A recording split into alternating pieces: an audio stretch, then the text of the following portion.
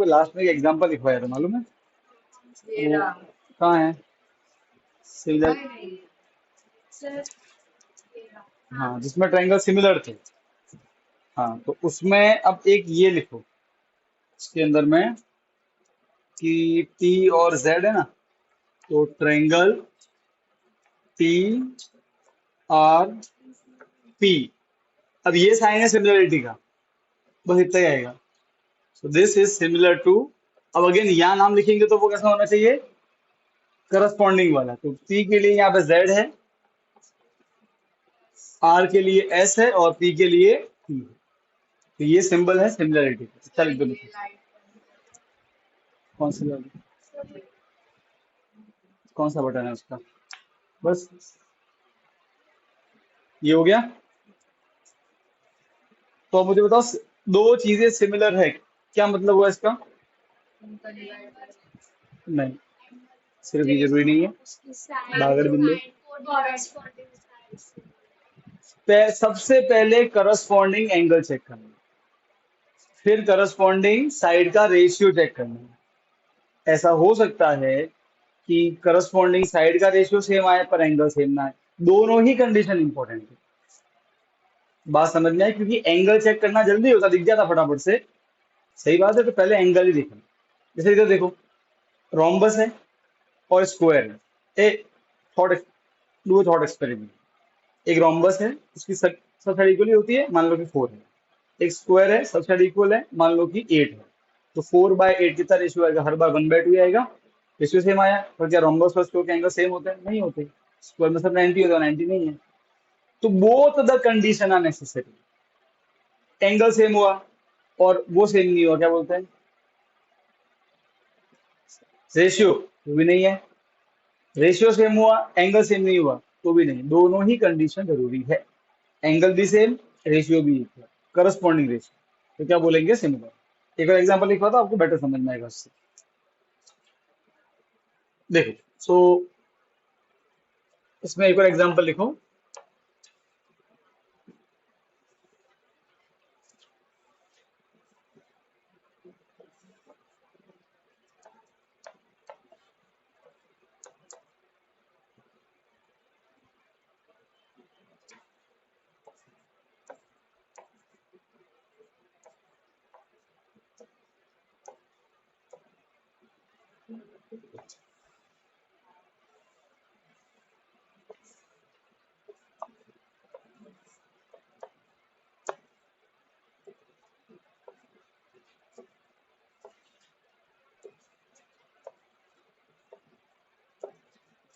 हमको दो स्क्वायर दिए गए, ठीक है।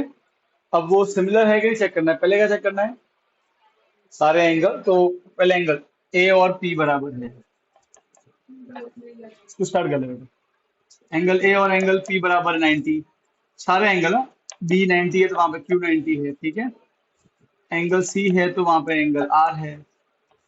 एंगल डी है तो वहां पे एंगल एस है। तो all angles are equal, corresponding angles are equal. पहली बात हो गई। दूसरी बात कैसे करनी है? स्टेप 1 था ये, स्टेप 2 में करस्पॉन्डिंग साइड, तो मैंने ए बी लूंगा। तो ए के लिए कौन है? पी। बी के लिए कौन है? क्यू। तो 6/9 कितना आया? 3 2 जा 3 3 जा, सही बात है। फिर लेंगे B C and then Q R, तो 6/9 अगेन क्या आया? 2/3। फिर लेंगे C D upon R S, again 6/9 क्या आया? 2/3। And then last is A D और एस पी। 6/9 कितना आया? 2/3। So corresponding angle equal, side का रेशियो भी इक्वल, वो सिमिलर है, ठीक है। तो कैसा लिखेंगे? A B C D square is similar to. अब ए किससे मैच कर रहा है? सेकंड में अगेन आपको नाम करस्पॉन्डिंग, ए के लिए पी, बी के लिए क्यू, आर और एस, ऐसा लिखो, ठीक है। In this way we check the similarity of two things.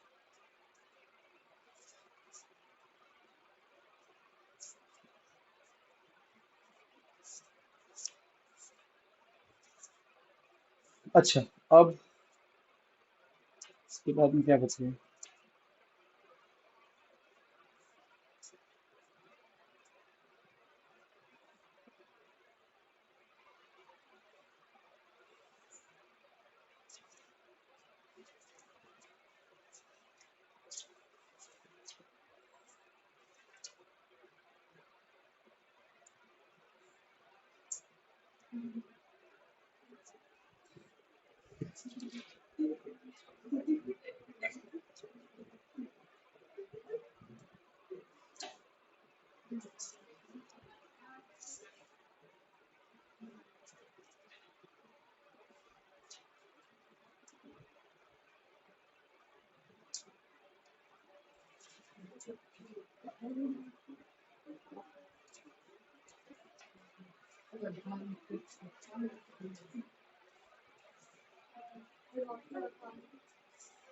क्या हुआ? अरे बातें कम पे जल्दी लिख बेटा यार, तू समझ नहीं रही है। हर दिन एक तरह का कहानी है बेटा। फास्ट लिख। फिर देखो अभी डायग्राम बनाना चालू किया। जल्दी करो बेटा, क्या कर रहे हो?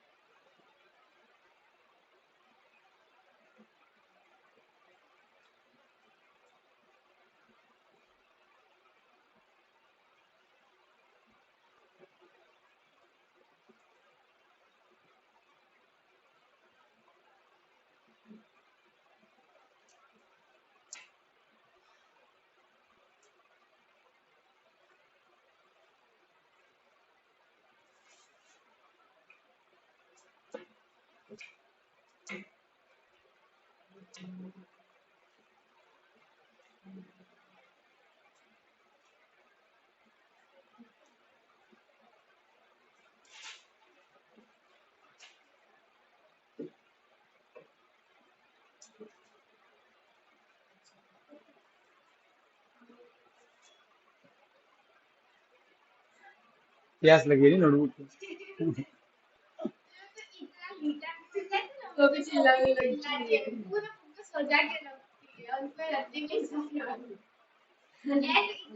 अक्कू को है ना क्या ब्रह्म तत्व का ऐसे ज्ञान हो गया।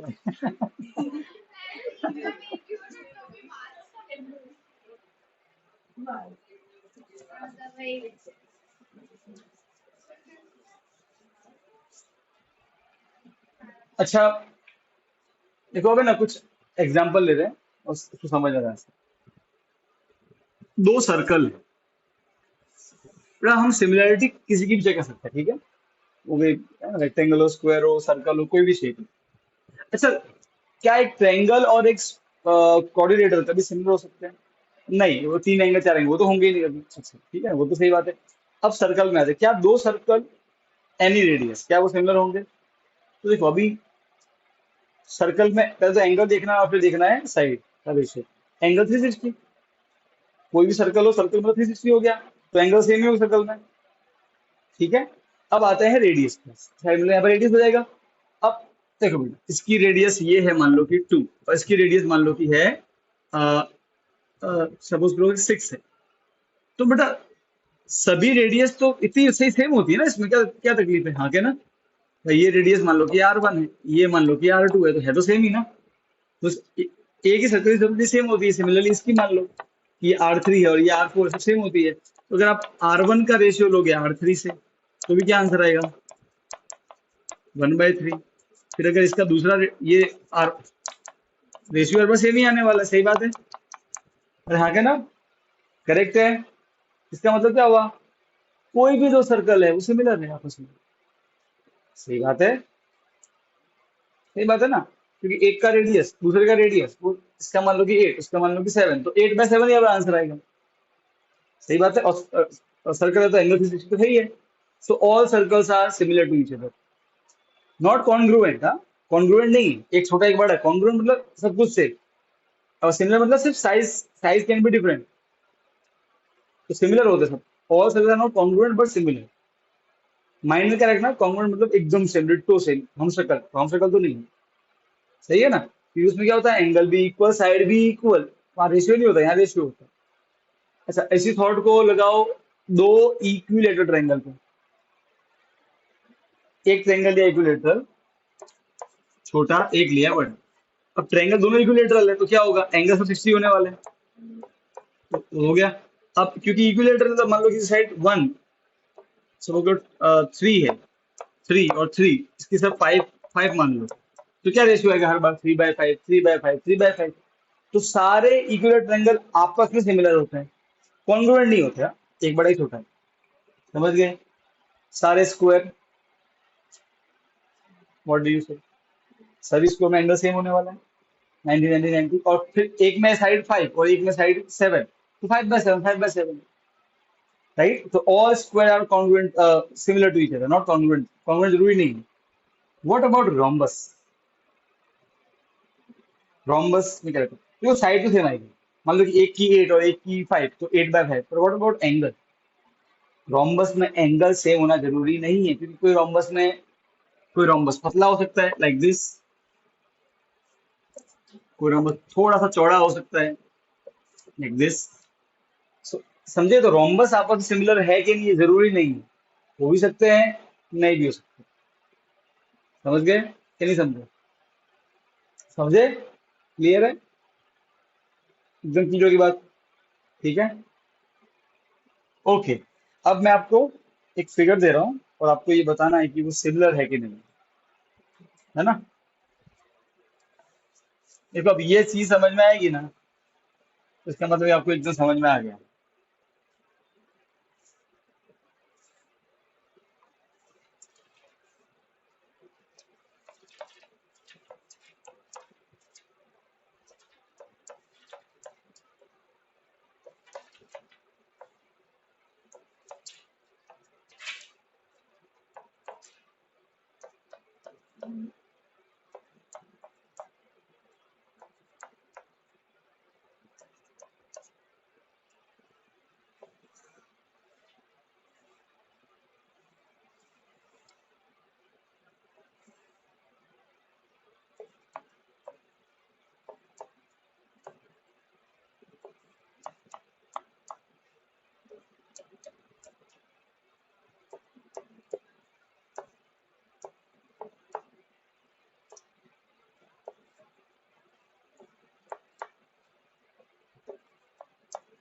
चेक करो ये सिमिलर है कि नहीं।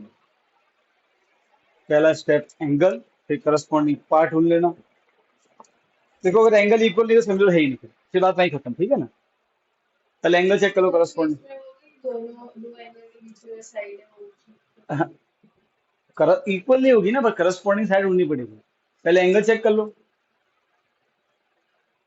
यहाँ पे रेशियो देखना, ठीक है ना, थोड़ा डिफरेंट हो जाएगा।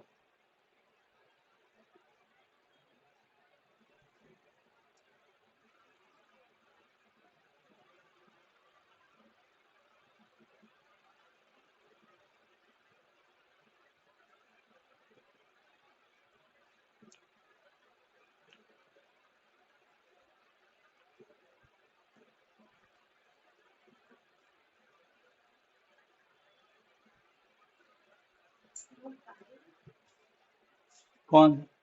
PQRS? PQRS एस हुआ ना यार, कॉमन सेंस है बेटा, क्या कर रही है? कौन सी? ये बोल रही है? ये तो 5 ही होगा ना।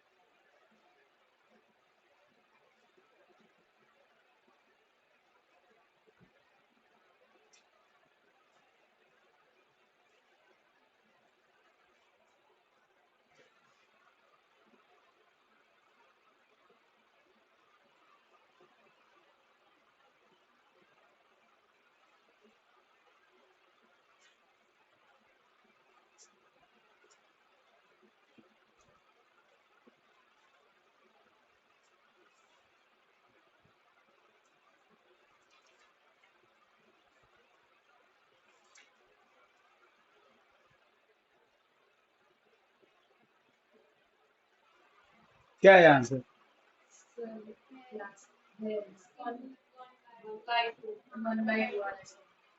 नंबर 2 आ रहा है, सबका वही आ रहा है। चेक करते हैं। सबसे पहला स्टेप है एंगल, तो angle A, okay, like part 1। हम एंगल को देखने वाले हैं। So angle A is equal to angle P, 105 match कर गया। पहले तो 105, 100, 70, 85, हाँ है, एंगल तो है।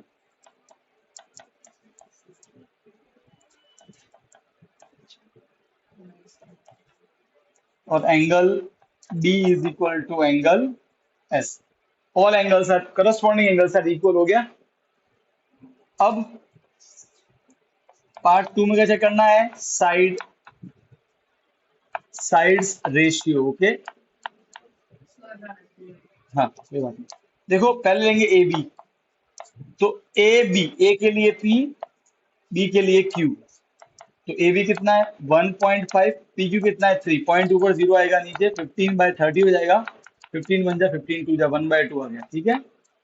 फिर ले लेंगे बी सी, बी के लिए क्यू, सी के लिए आर। बी सी है 2.5 एंड दैट इज 5, पॉइंट ऊपर जीरो आएगा, नीचे 25/50, अगेन 1/2, 25 टू जा। Then we will take C D, and C D में आर और डी में S. So C D is 2.4, R S is 4.8, दोनों का 10 ऊपर आएगा, ऐसे कट जाएगा। 24 में 2 बार 1/2 आएगा, अथवा 2 में कट कर लेना, आपकी इच्छा है जैसे आपको करना हो, ठीक है। And the last one is D A, D के लिए एस, ए के लिए पी। सो डी ए है 2.1, एस पी है 4.2। अगेन आंसर 21/42 है, पॉइंट कट जाएगा, ठीक है ना, 1/2 आ जाएगा। तो यस दे आर सिमिलर। तो कैसे लिखेंगे? ए बी, अब नाम कुछ भी, ए बी सी लिखो, मैं नाम लिख रहा हूँ C D A B is similar to, ये है ना, इज सिमिलर टू किसके? सी किसके बराबर है? आर। डी है एस, ए है पी, और बी है Q. That is the answer. तो सिमिलर है ये, ठीक है। अब मान लो कि बीच में क्या मालूम पड़े कि अजीब सा आ रहा है, एंगल इक्वल नहीं है, मना कर दो, खत्म, सब वही खत्म हो गया। नहीं है तो नहीं है, आगे नहीं करना, और है तो फिर लास्ट में करना पड़ता है। तो आई थिंक आप समझ गए क्या कंसेप्ट। कुछ नहीं करना, देखो सिंपल है, सिर्फ हवा है ये, एंगल देखना है और डिवाइड करना है, बस इतना करना है। और थोड़ा सा आया समझ में, वो साइज, बस साइज का अंतर, दैट्स इट। कितने लोग आए? ठीक ना, दो आए। अब मैं एक बात बोल रहा हूँ, वो सच है कि गलत है, आप बताना, ठीक। बात ऐसी है कि क्रीमा पागल है, सही है कि गलत है? फिर क्या इज्जत है रे? मतलब देख, सोचा तक नहीं इन्होंने, मतलब बिना सोचे क्या बोलते कि और डिगली।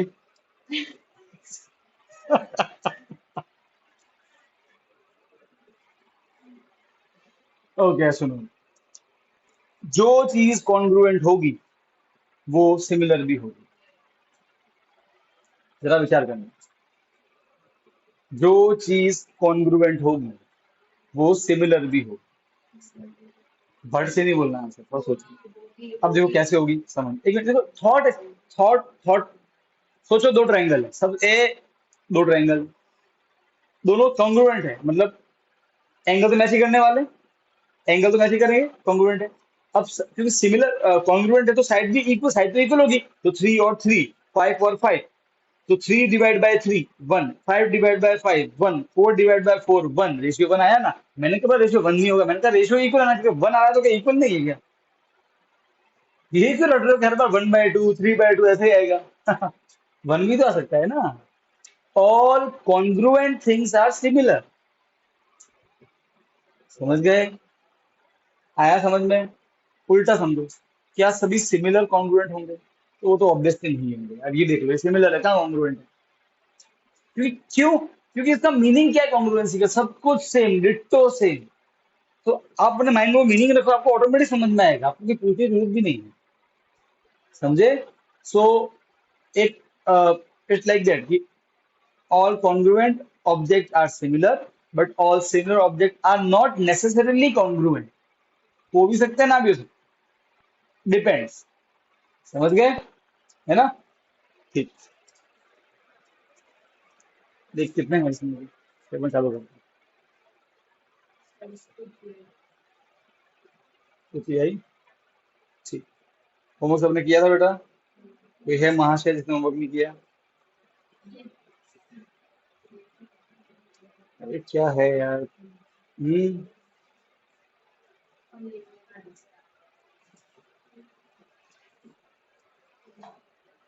ये तो कब का होमवर्क है यार?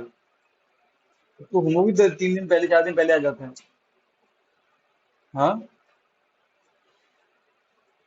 अब क्या बोलेंगे? मैं वो क्या घास खा रही थी? तो तो तेरी गलती है बेटा। क्या समझाया, प्लानिंग करके चलो। तो किया तो नहीं ले, वही दिन क्या किया तो नहीं। हाँ, तूने सच बोला वो मुझे अच्छा लगा, पर तू गलत रास्ता पकड़े हो।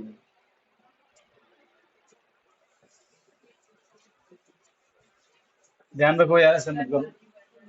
तो सोचो, 1-1 नहीं है ना? देखो जरूरी थोड़ी है मैं ला सकता हूँ, देखो 3, 3, 7, 6, 6, 14।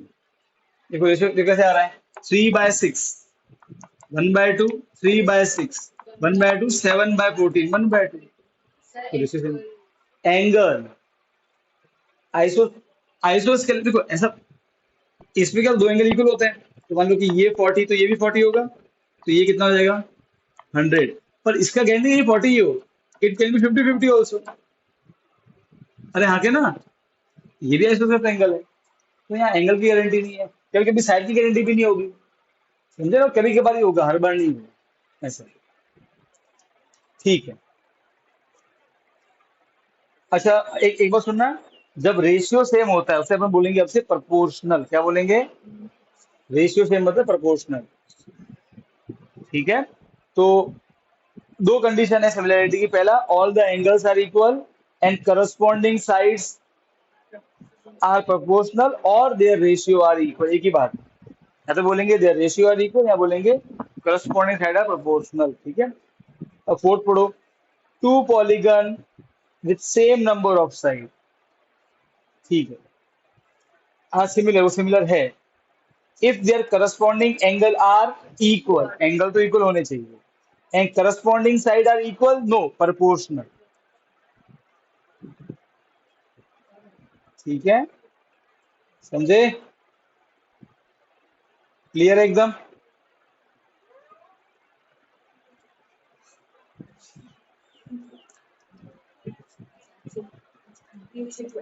ओके, नाउ सेकेंड वाला देखो, बुक में ही करना है। इसका आंसर चल सुनानी दे।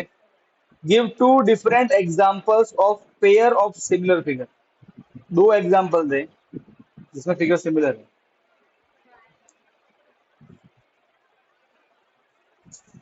एंगल क्या अलग अलग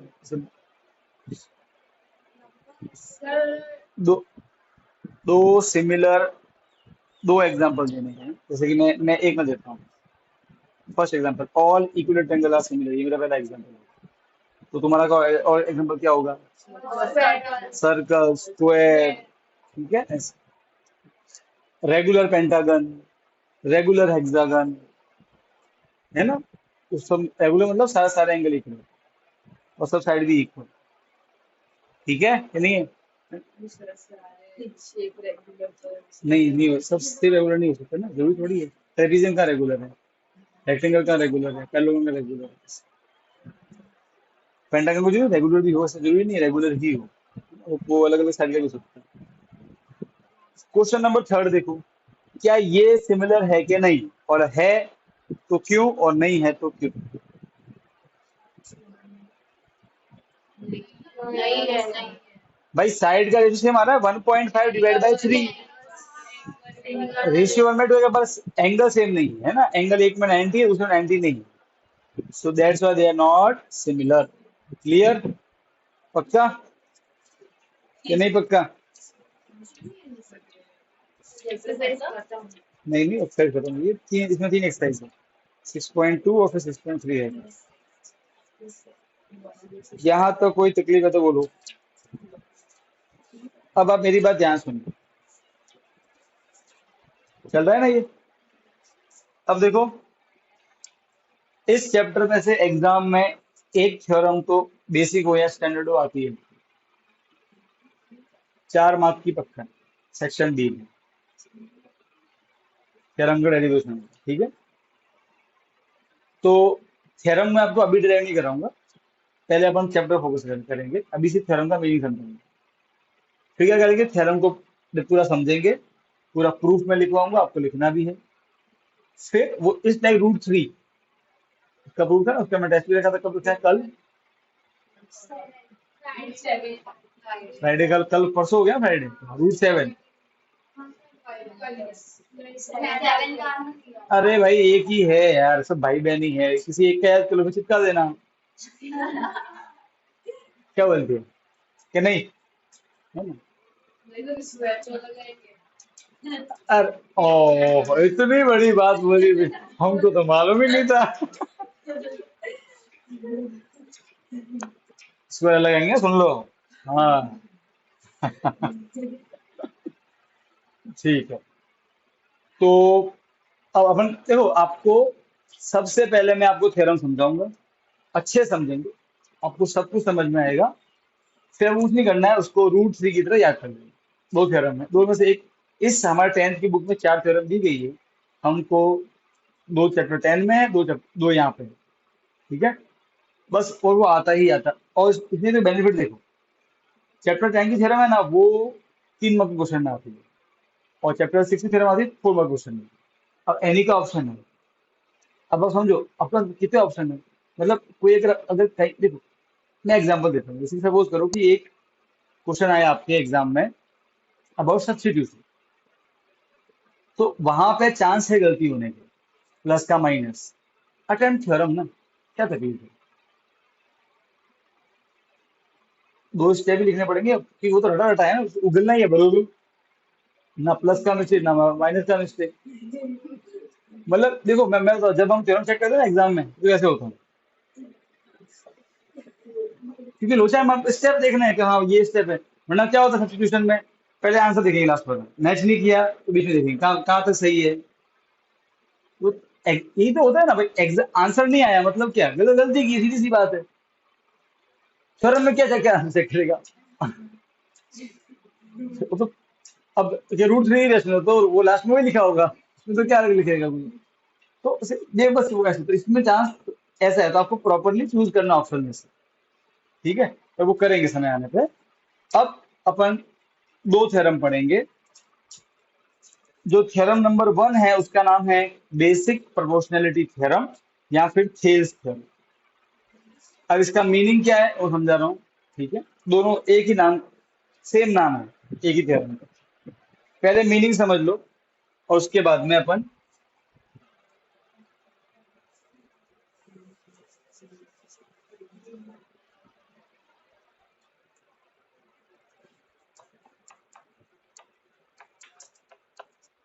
डेरिवेशन बाद में कराऊंगा इसका। ठीक है, अभी सिर्फ मीनिंग समझो ताकि हमको हम एक्सरसाइज सॉल्व कर पाए। बड़ी सिंपल सी थ्योरम है, बेसिक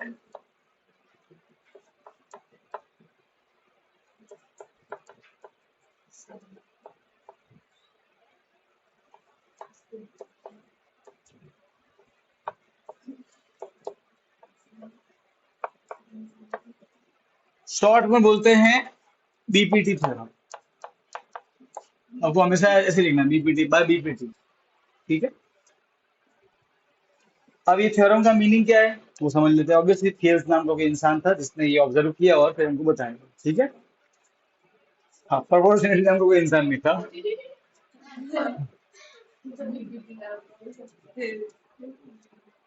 बेसिक नाम का कोई इंसान हुआ है। मेरा नाम स्टैंडर्ड पटेल है।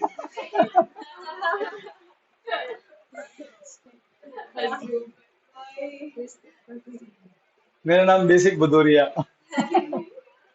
सरनेम होता है भदौरिया। मतलब मैं किसी की सरनेम का नहीं कर रहा हूँ डिस्कशन, मैं सिर्फ एग्जांपल दे रहा हूँ, ठीक है। मैं कल तुम बनना दे दो सरनेम। अच्छा कोई, जैसे ज्यादातर आपको यूपी में मिलेंगे, ठीक है? शुक्ला मान लो, ठीक है, फाइन। सो अब ये थ्योरम क्या बोलती है उसको समझना। देखो ये थ्योरम सबसे पहले एक ट्रायंगल पे लागू है, ठीक है। एक ट्रायंगल की थ्योरम बनी हुई है। अब से अपना पूरा डिस्कशन ट्रायंगल पे है, ठीक है। 6.2 6.3 पूरा ट्रायंगल पे डिस्कशन है, ठीक है ना। थ्योरम ये बोलती है कि मान लो कि एक ट्रायंगल है। अब बेटा बुक में कुछ देखना मत, ठीक है, सब कुछ यहाँ पे ही है।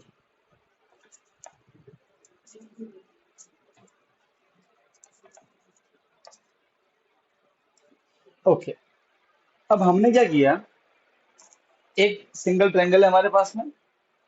हमने कोई भी एक साइड चूज कर लेते हैं, लेट अस से बी, BC। हम क्या करेंगे, हम जानबूझ के एक लाइन ड्रॉ करेंगे, ठीक है। बात समझ में आ रही है? एक लाइन ड्रॉ करेंगे जो BC के पैरेलल हो। कैसी हो? BC के पैरेलल, ठीक है। अब थ्योरम का स्टेटमेंट सुनना तो थोड़ा समझ में आएगा। If a line is drawn parallel to one side of a triangle to intersect the other two side, मतलब देखो, वी नो, हम जानते हैं कि हम किसी भी लाइन के एक लाइन पैरेलल ड्रॉ कर सकते हैं, राइट है, हम कर ही सकते हैं। चलो मान लो कि वो लाइन ये है, इसको नाम दे देते हैं D E. So in basic, in BPT theorem given क्या है कि DE is parallel to BC, ये गिवन है। मतलब वो पैरेलल होना चाहिए तब लागू होगा। अगर मान लो कि वो डीई बीसी के पैरेलल है, तो जब ऐसा होता है तो हम देखते हैं कि जो दो साइड बच गई है, कौन सी, ए बी और ए सी, इनके दो टुकड़े हो जाते हैं। ए बी के दो टुकड़े हो गए, एडी, एडी और डीबी, और एई के दो टुकड़े हो गए हैं, एसी के, एई और ईसी। राइट और रॉन्ग, बोलो। ठीक है, तो अब बेसिक थ्योरम ये बोलती है कि देखो आखिर में साइड है क्या, कोई नंबर होगा साइड का, राइट है। तो एडी भी एक नंबर होगा ना, एक लेंथ होगी, 5 8 कुछ भी होगा। सपोज करो कि ये 6 है, और सपोज करो कि ये 8 है, ठीक है। अब ए भी कोई नंबर होगा। अब देखो, अब अगर ये पैरेलल है तो एक खास किस्म के नंबर होंगे, वो कैसे होंगे समझना। सो लेट अस से,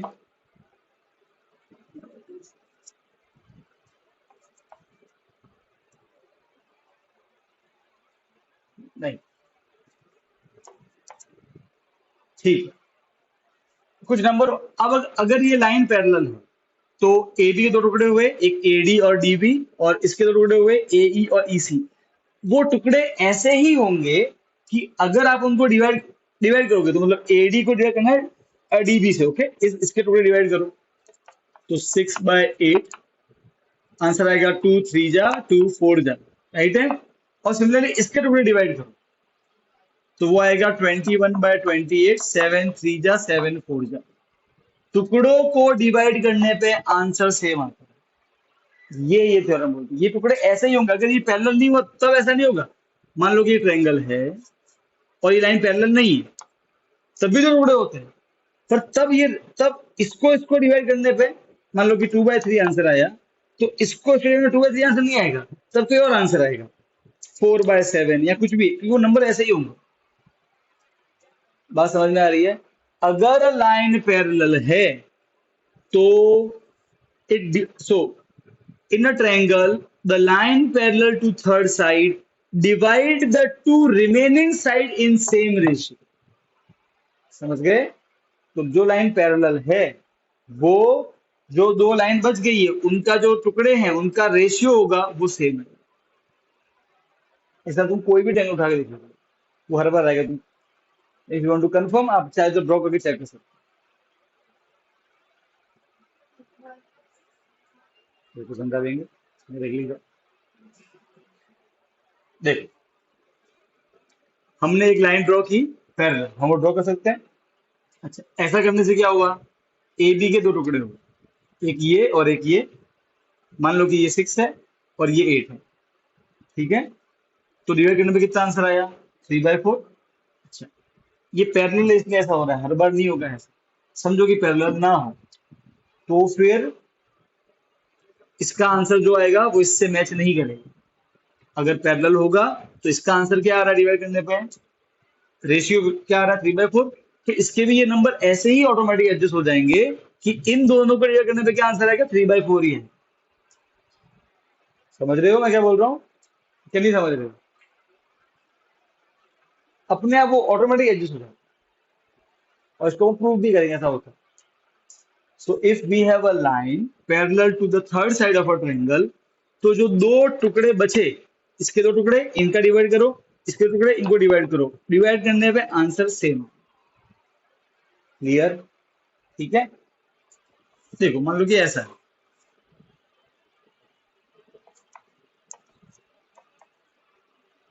मान लो कि अब मैं इसके ड्रॉ कर रहा हूँ पैरेलल, दो टुकड़े हुए, ये मान लो कि पॉइंट है, ये मान लो कि पॉइंट बी था। बताओ अब कौन से टुकड़ों का रेशियो इक्वल होगा।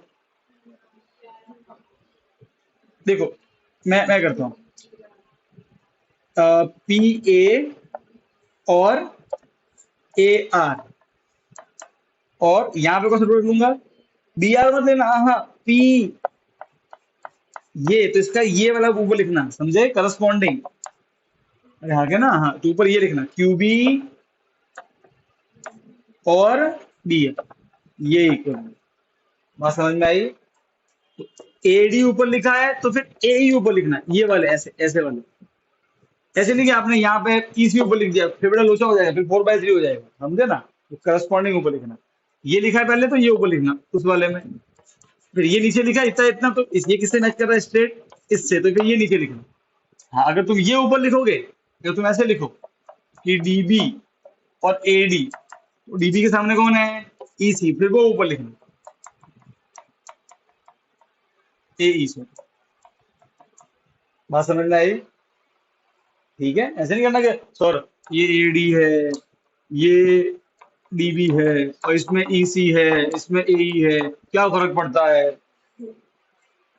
फर्क पड़ता है, ठीक है। ऐसे मन से नहीं, समझ गए ना। अरे है ना, ऐसे ऐसे ये जोड़ी और ये जोड़ी, तो इसको डिवाइड किया, अगर मैं ऐसे लिखता ए आर और पी ए, तो ए आर आया, कौन है ये सामने, बी आर, वो ऊपर आएगा और यहाँ कौन आएगा, क्यू बी। ऐसे समझ गए या नहीं समझे। इन शॉर्ट ये फॉर्मूला बन गया है, इसमें चार चीजें हैं, एक दो तीन चार, इसमें से कोई तीन मालूम हो चौथा निकाल सकते। बात समझ में आई कि नहीं है। अरे बोलो यार, क्या रो रहे हो, समझे।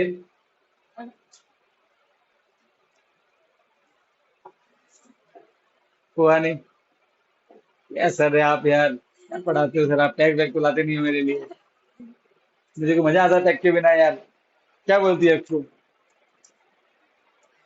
तो कभी टैग वैग लेके आओ आप, मैं आपके साथ में बैठते हैं, एक एक घूट मारते हैं। सोचो यार आपको कभी नशे में आए, जस्ट इमेजिन, बोलो अपनी एकदम टुंड हो गया ये एकदम, हाँ, कैसी लगे नहीं। मान लो कि एकदम अक्कू आए, एकदम वृष्टि आई कि अरे अक्षर इधर ना, जाने,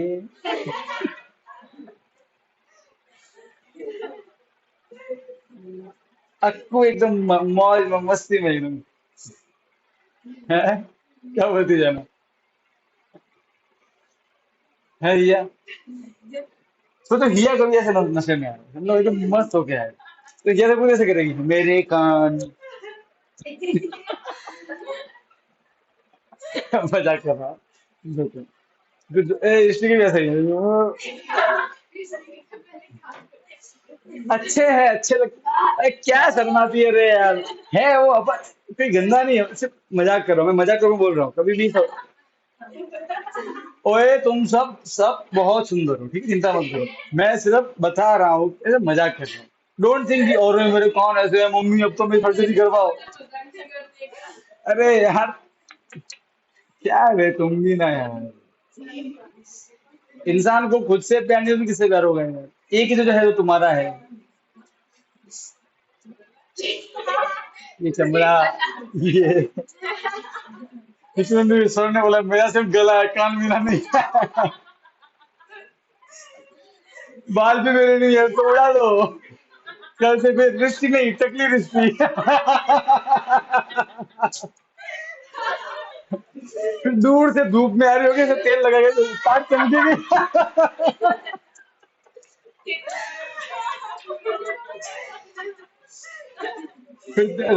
फिर रिश्तियां ऐसे लगेगी नारा, तेल लगा के डाबर का नाम मिटा दो बाबर का। आता है रे, डाबर आंवला तेल। इक्वल, उल्टा भी होता है। अगर रेशियो इक्वल तो लाइन पैरेलल। ये ये हो गया converse of BPT theorem. Second theorem क्या है इसका उल्टा, कन्वर्स, इसका उल्टा। पहला क्या है, बीपीटी थ्योरम क्या बोलता है, लाइन पैरेलल तो रेशियो इक्वल। उल्टा क्या बोलेगा सेकंड थ्योरम, लाइन पैरेलल, ठीक है।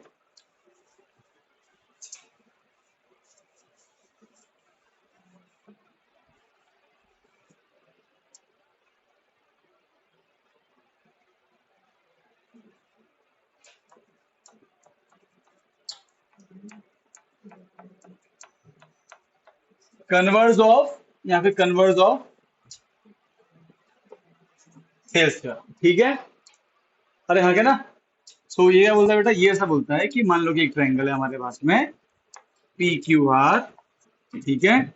और अगर आपने एक लाइन बनाई, आपको नहीं मालूम कि वो पैरेलल है कि नहीं, बस आपको इतना मालूम है कि जो रेशियो है, रेशियो 1/2 रेशियो आया, इसका क्या रेशियो आया 3/6, मतलब 1/2 रेशियो सेम आ गया। इसको जक मार के पैरेलल होना ही पड़ेगा। अब कौन से है ना, तो सर इसका यूज कैसे करेंगे, इसका यूज कब करेंगे हम, जब आपको बोले कि लाइन को पैरेलल प्रूव करो,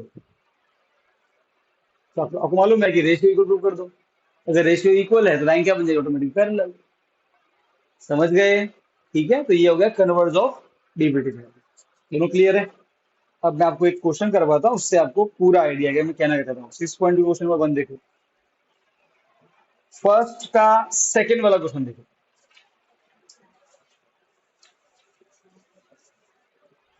अभी सिर्फ थ्योरम एक्सप्लेन किया है, इसका प्रूफ मैं आपको अच्छे से समझाऊंगा।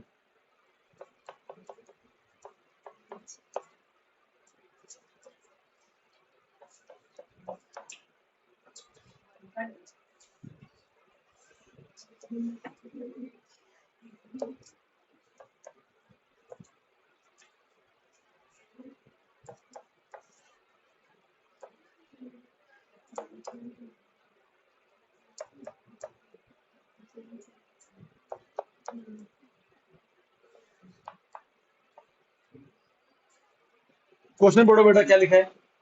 इन figure so and so BE is parallel to BC, लिखा है ना। देखो गिवन क्या है, डीई, ये रहा ई, इज पैरेलल टू बीसी। यहाँ देखो, जैसे ही पैरेलल दिया, माइंड में क्या आएगा, ratio equal bye BPT theorem. और उसमें निकालना क्या है, ये एडी निकालना है। फाइंड क्या करना है, एडी। सॉल्यूशन का देखो कैसे लिखोगे एग्जाम में, सॉल्यूशन आप बोलोगे in triangle A B C D is parallel to B C, ये गिवन है। तो लिखोगे by BPT theorem ratio will be equal, कौन कौन से रेशियो, ए डी, ये और ये डिवाइड करो, डी बी, और ये लिया है ऊपर तो फिर ऊपर ये लिखना, ए ई और ईसी। अब देखो, इन चार में से तीन दिए हुए हैं, एडी नहीं मालूम है, एडी को एडी रखेंगे। ए कितना है 7.2, ए कितना है 1.8, ये कितना है 5.4, डिवाइड बनेगा मल्टीप्लाई, तो यहाँ के ना 1.8, 5.4, 7.2, बेटा सबके पॉइंट का हिसाब करते हैं।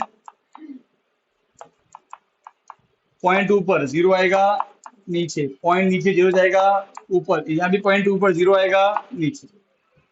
समझ गए? ये कट गया, ठीक है। अब कट हो रहा है, हाँ 9 में, 9 2 जा, 9 6 जा 54, सही है। 2 1 जा, 2 3 जा, 3 में ये कटेगा, 3 2 जा 6 1, 3 4 जा 12, फिर 24/10 2.4, क्यों डिवाइड करना, फालतू करने का, कट करने का। 2.4 सेंटीमीटर आंसर। तो आपने एडी ढूंढ लिया, सही है। ये हम ये यूज है डीबीटी थ्योरम का, ठीक है। ये लिखो, बाकी कल तो साइंस पढ़ेंगे। कल बेटा साइंस के ऊपर डिस्कस होगा, साइंस का क्वेश्चन पेपर लेके आना।